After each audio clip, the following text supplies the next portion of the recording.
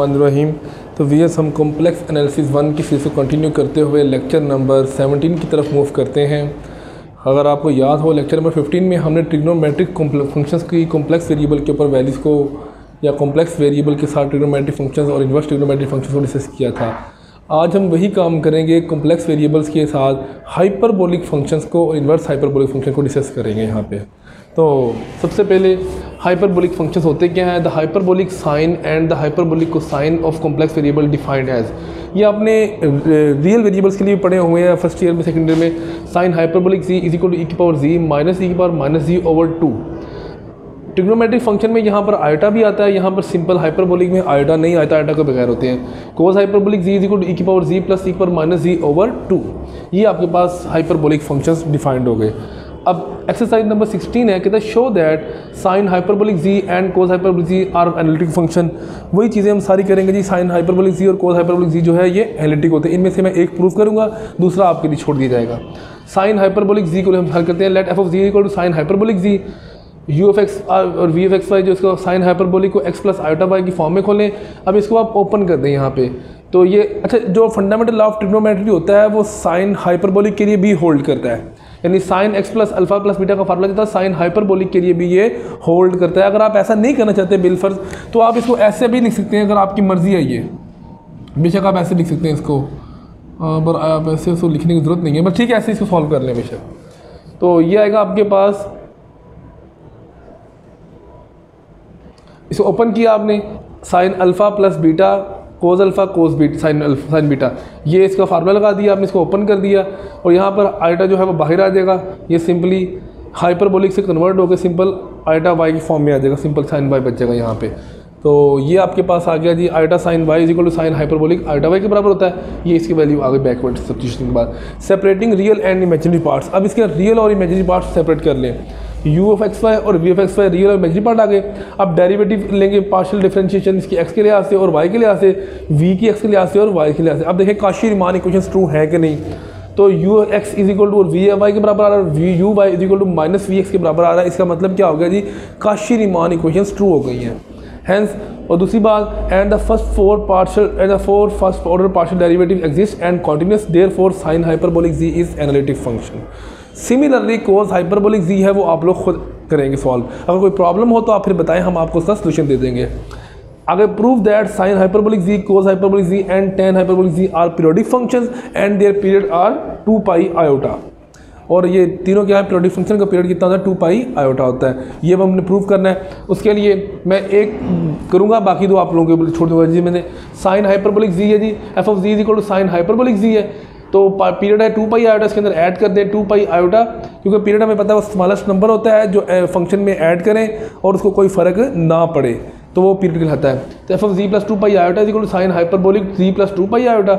यहाँ पे z plus 2 pi iota put किया, वैल्यू आपने कैलकुलेट किया, इसको ओपन किया, e की पावर 2 पाई आयोटा की वैल्यू यहाँ पर ये 2 पाई कोस 2 पाई 1 होता है और साइन 2 पाई 0 होता है। ये वैल्यूज पुट की, आपके पास बच गया e की पावर जी माइनस e की पावर माइनस जी ओवर 2। ये साइन हाइपरबोलिक होता है, ये बराबर एफ ऑफ जी क्या आ गया, यानी f of z plus 2 pi iota is equal to f of z क्या आ गया। इसका मतलब 2 पाई आयोटा जो है इसका पीरियड है। ऐसे ही सिमिलरली कोस और टेन वाला भी आप लोग हल कर सकते हैं।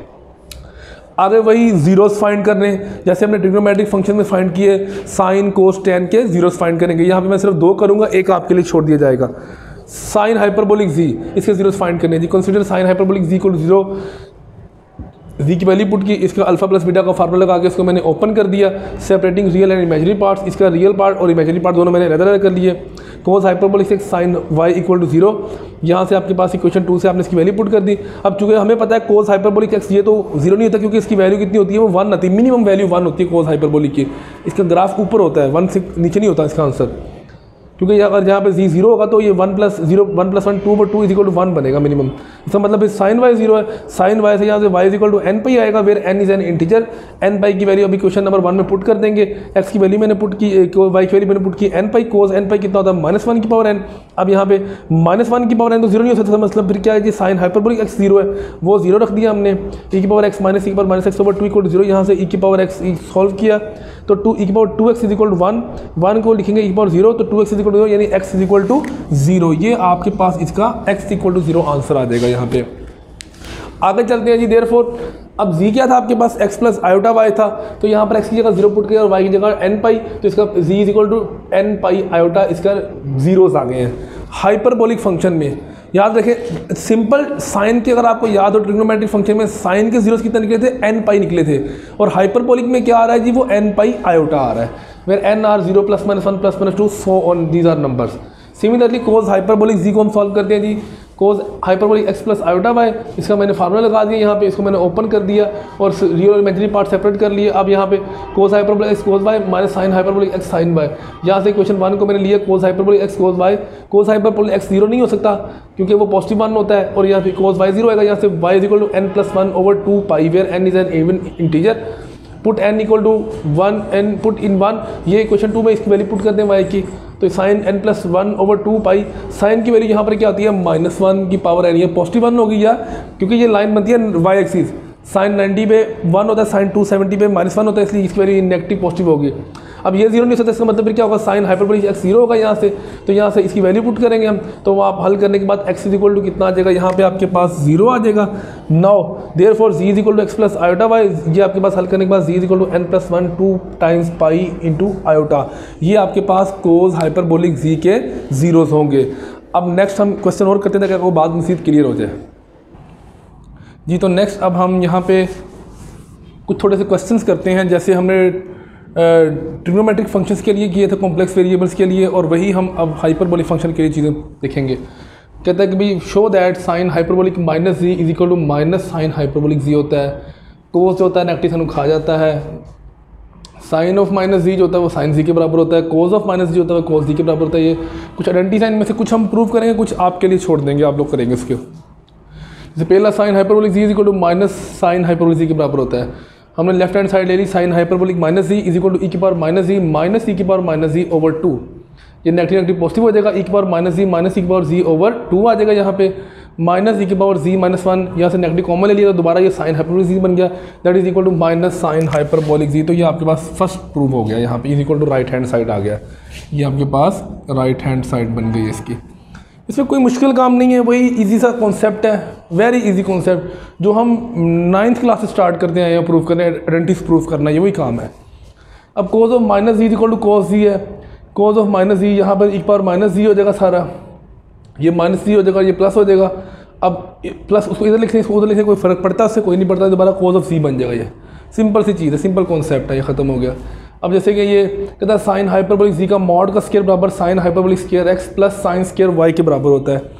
साइन हाइपरबोलिक जी का मॉड का square is equal to sine hyperbolic into z की जगह वैल्यू पुट करेंगे एक्स प्लस आयोटा वाई, इसका फार्मूला खोल देंगे, ओपन कर दिया फार्मूला आपने। अब यहाँ पे स्क्वायर है, मॉड का स्क्वायर है, यानी इसकी मैग्नीट्यूड लेनी है, तो वो मॉडुलस ले लें, रियल पार्ट का स्क्वायर प्लस इमेजिनरी पार्ट का स्क्वायर, ऊपर स्क्वायर रूट होता है, वो जो स्क्वायर रूट होगा वो स्क्वायर से क्या हो जाएगा, खत्म हो जाएगा, यहाँ पे ये स्क्वायर और वो स्क्वायर रूट खत्म हो जाएगा।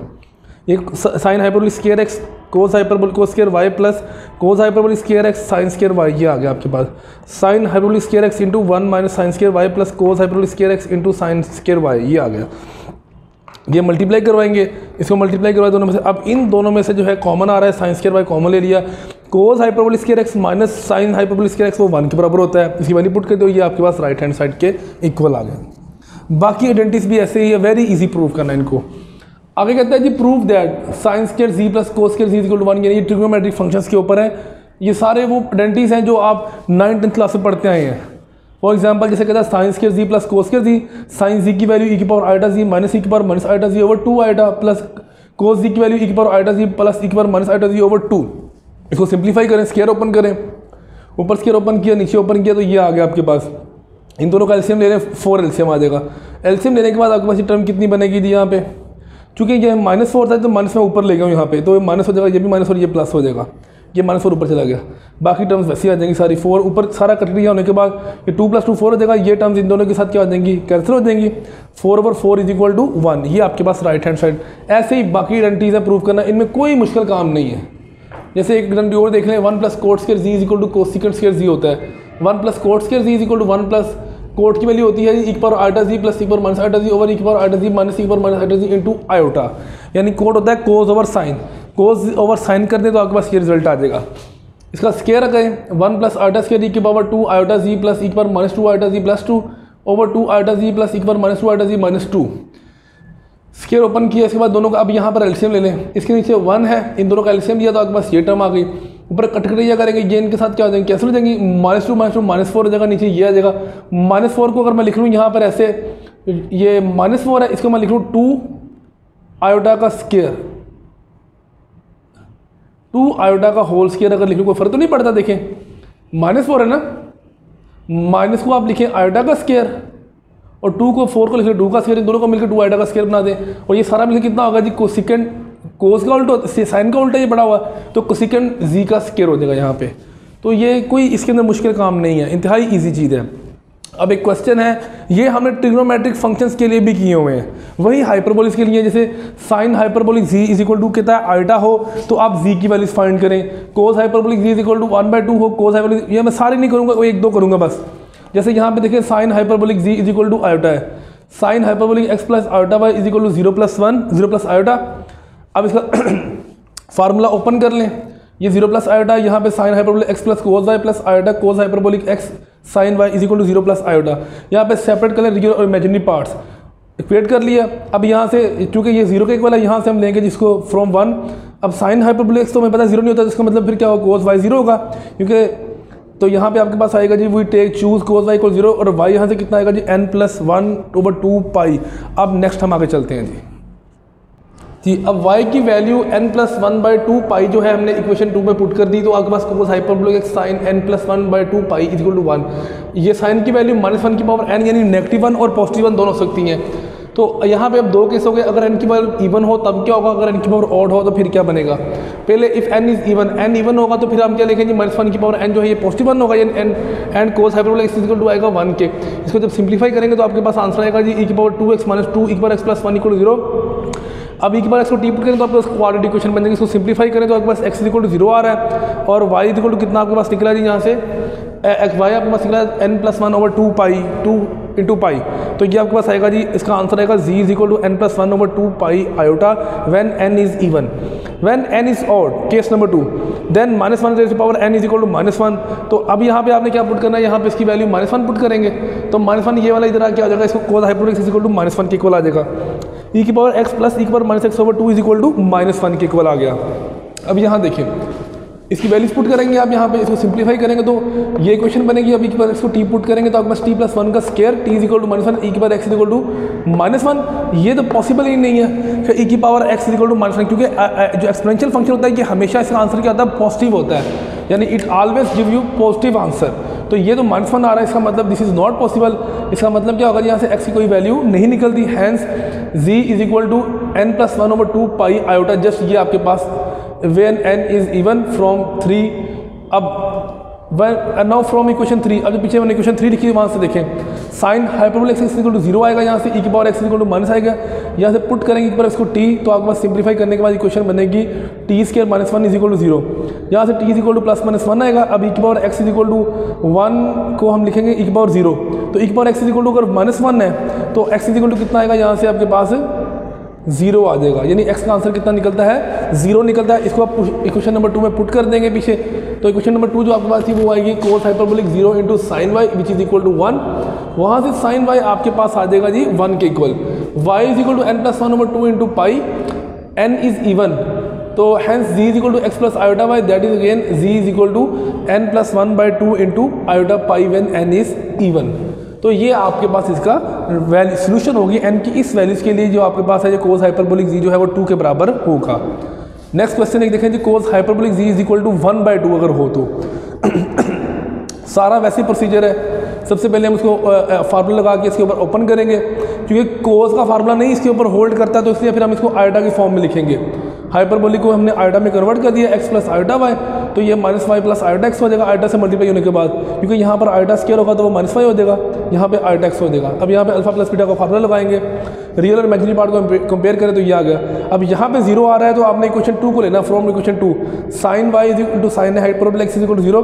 यहाँ से sin y 0 होगा या sin हाइपरबोलिक x, हमें पता है कि sin हाइपरबोलिक x जो 0 होगा तो फिर y की नेगेटिव वैल्यू 0 आएगी, जब y की वैल्यू 0 आएगी तो फिर वो होल्ड नहीं करेगा, लिहाजा फिर sin y इक्वल टू 0 होगा तो y is equal to n pi आएगा। ये y equal to n pi आपने यहाँ पुट कर देना है इक्वेशन 1 के अंदर। तो आपके पास कोस एन पाई कोस हाइपरबोलिक x यहाँ -1 की पावर n आ जाएगा। Here are the two cases when n is even and when n is odd. If n is even then यहाँ पे पॉजिटिव आई की वैल्यू, इसको हल करेंगे, सिंप्लीफाई करेंगे और यहाँ तक मजीद जैसे पिछले क्वेश्चन सॉल्व किया तो t का आंसर आएगा जी e की पावर x 1 + -√3 i/2। तो यहाँ पे इधर आकर लॉग बन जाएगा, x इक्वल टू यहाँ से आएगा, इधर से आपके पास x निकलेगा, ये इसको लॉग बना देगा यहाँ पे x equal to log 1 + -√3 i/2। तो ये कॉम्प्लेक्स नंबर का लॉग एग्जिस्ट ही नहीं करेगा यहाँ पे नेगेटिव का, तो not possible. If n is odd then -1 raised to power n equal to -1 and cos hyperbolic x equal to -1/2 हो जाएगा। इसको सिंप्लीफाई करेंगे तो आपके पास आंसर आएगा लॉग -1 + -√3 i/2। तो ये भी पॉसिबल नहीं होगा। इफ़ नाउ वी टेक, अगर आप हम यहाँ पे लेते हैं साइन हाइपरबोलिक x जो है वो 0 है, हम कहते हैं कि साइन y जो है वो 0 नहीं, साइन हाइपरबोलिक x को 0 लिए, दूसरी बार लेते तो आपके पास आंसर क्या आएगा जी, यहाँ से e की पावर x -n/2, यहाँ से e की power x equal to t आ जाएगा। तो e की power x equal to -e की पावर x के बराबर आएगा, e की पावर -x के। तो ये दोनों को एक बार इसको t पुट करेंगे तो ये 1/t हो जाएगा, t² -1, t is equal to +-1 आएगा। तो यहाँ पर e की पावर x का मतलब क्या आ गया, 1 के इक्वल आ गया, और e की पावर x इक्वल टू -1 के इक्वल आ गया, यानी से दोनों चीज़ें बराबर हो गई। यहाँ पर e की power x equal to 0, e की पावर 0, x इक्वल टू 0, ये आपके पास आंसर आ गया। पुट इस इक्वेशन नंबर 1 के अंदर पुट कर दें, और यहाँ पर आपके पास e की कोई ऐसी वैल्यू नहीं बनती जिस पर -1 आए, तो ये आपके पास पॉसिबल नहीं होगा कि जैसे पिछले सवाल में यहाँ पर पॉसिबल नहीं हुआ था, ये केस हमने निगलेक्ट कर दिया था यहाँ से, ये वाला नॉट पॉसिबल केस था। वैसे ये वाला भी केस क्या होगा, यहाँ पे नॉट पॉसिबल हो जाएगा और x की जगह 0 आएगा। इसका मतलब x की वैल्यू आप 0 यहाँ पे रिप्लेस करेंगे, cos y into cos hyperbolic 0 is equal to 1/2, तो y इज इक्वल टू π/3, ये आपके पास इसका सोल्यूशन आ जाएगा। So z is equal to x plus iota y that is equal to 0 plus iota π/3 and 0, and this function has the value when cos hyperbolic z is equal to 1/2 at z is equal to π/3 iota। अब next इससे आगे हम मज़ीद ज़रा एक चीज़ को देखते हैं। एक पॉइंट है जो कि इंतहाई इंपॉर्टेंट है, हमने आपको इसके बारे में डिस्कस करना है।